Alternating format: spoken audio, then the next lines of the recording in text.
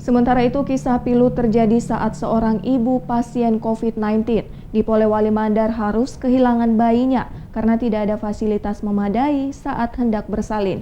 Operasi tidak segera dilakukan karena RSUD tidak memiliki ruangan operasi khusus pasien COVID dan sejumlah rumah sakit rujukan penuh, serta tidak bisa menerima pasien.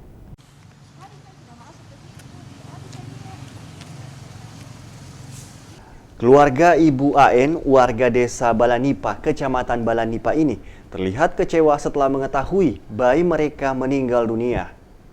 Setelah sebelumnya selama 2 hari, pasien tidak mendapatkan penanganan medis karena ditolak saat mengajukan operasi sesar.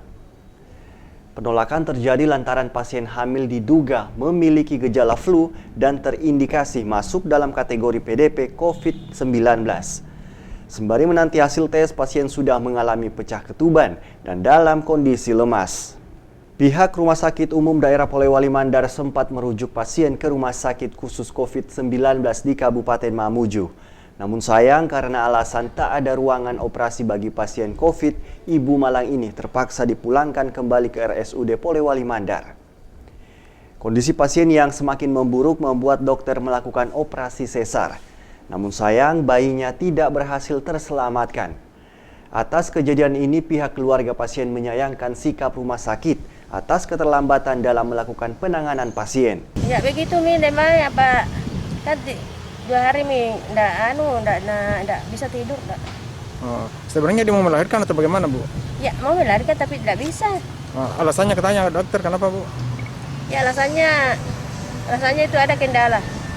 Menurut dia kendala apa katanya Bu? Ya kendala itu positif dibilang.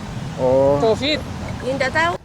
Sementara itu Direktur RSUD Polewali Mandar, Dr. Emi Purnama Nasir mengatakan, pasien lambat mendapatkan penanganan karena pihak rumah sakit tidak berani mengambil langkah operasi, lantaran belum memiliki fasilitas operasi khusus pasien COVID-19. Pada saat diobservasi ternyata persalinannya tidak maju-maju, jadi disarankan untuk operasi, di mana ibu sudah ada tekanan darah tinggi, kemudian ketuban pecah. Nah, dengan kasus-kasus seperti itu seharusnya ibunya masuk di ICU setelah operasi. Untuk masuk ICU kita punya protap di rumah sakit ini untuk lakukan rapid test. Ya sebenarnya ini ibu tidak diduga COVID, ya karena dari hasil screening yang dari puskesmas itu memang masih negatif.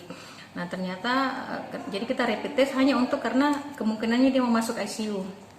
Pada saatnya mau masuk ICU, pada saat kita mau rapid test ternyata pada saat di rapid test itu hasilnya negatif. Nah kemudian kalau kita menunggu lagi hasil swabnya dan akhirnya memang COVID. Hingga saat ini kondisi pasien masih menjalani perawatan di ruang ICU RSUD pasca operasi sesar. Dari Polewali Mandar, Huser Zainal, iNews melaporkan.